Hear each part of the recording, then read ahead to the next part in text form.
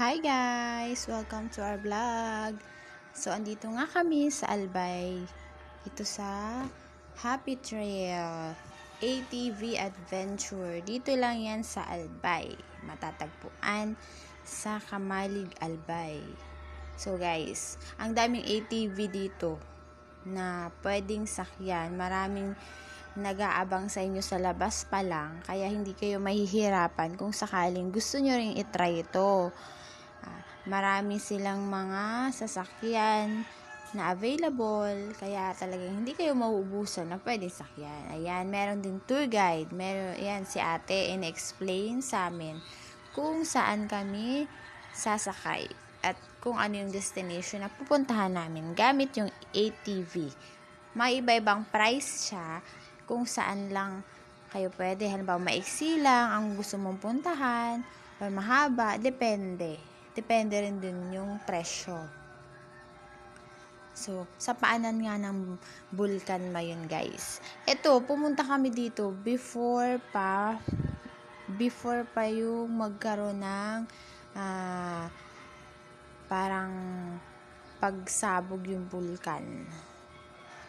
So, parang 2 days, tapos ngayon nag-aalburuto na yung bulkan. 2 days before mag-alburuto, nakapunta pa kami. Ayan nga guys, first time namin ni Daddy. So, kaya gusto namin itry itong ATV. Ang ganda-ganda guys. Hindi naman kayo mahihirapan sa dadaanan kasi meron mga tour guide bawat customer na nagtatry na nagtutour dyan, bibigyan nila ng tour guide. So, yung nasa unahan namin is tour guide. At itong humahawak ng cellphone namin is yung tour guide din. Kasi bawal kaming mag-cellphone habang nagda-drive kasi for safety na din. So, ayan nga guys. First time namin yan ni Daddy. Nakikita namin yan sa Facebook actually, kaya nag-interesado kami, kaya gusto namin talagang itry. Ayan, kitang-kita mo talaga yung ganda ng Bulkan Mayon.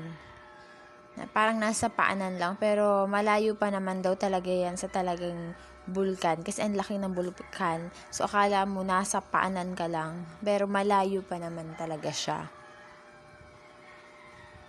Ayan, nasa paanan kami. Ang bagal-bagal ko nga tumakbo dyan eh.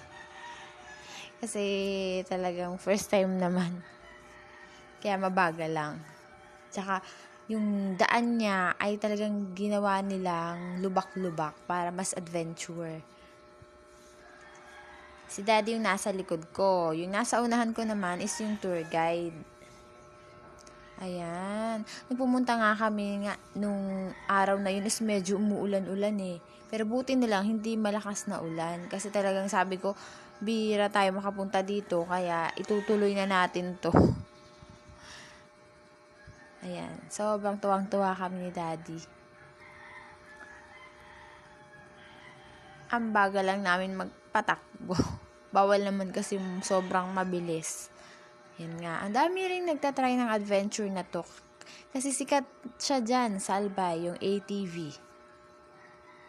Hindi kayo mahihirapan guys kung gusto nyo pumunta. Kasi pagdating nyo ng Kamalig Albay, ang dami nang nag-aabang na ganyan. Maraming taong nakakaalam ng ATV adventure. Hindi kayo mahihirapan if ever gusto nyong pumunta.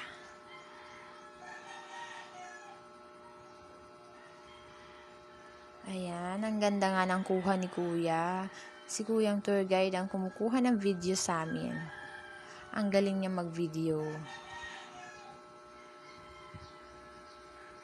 Diba? Ang galing din nung gumawa nitong daanan na to kasi nadya nila at naging adventure destination ng mga turista.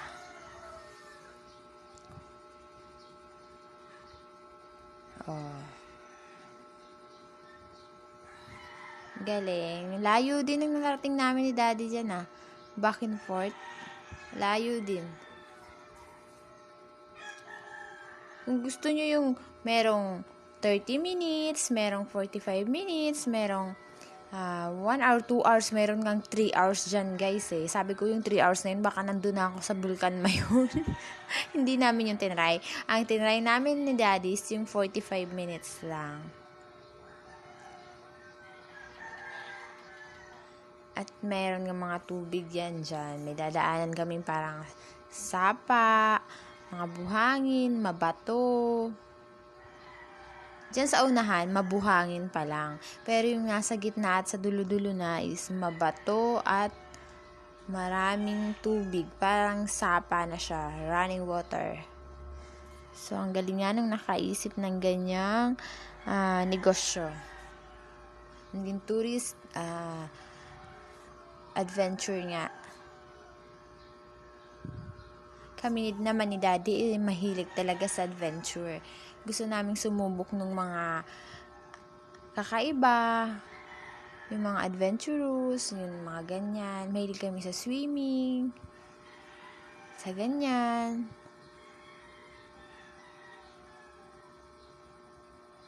Ang ganda ng bulkan. Only in Albay.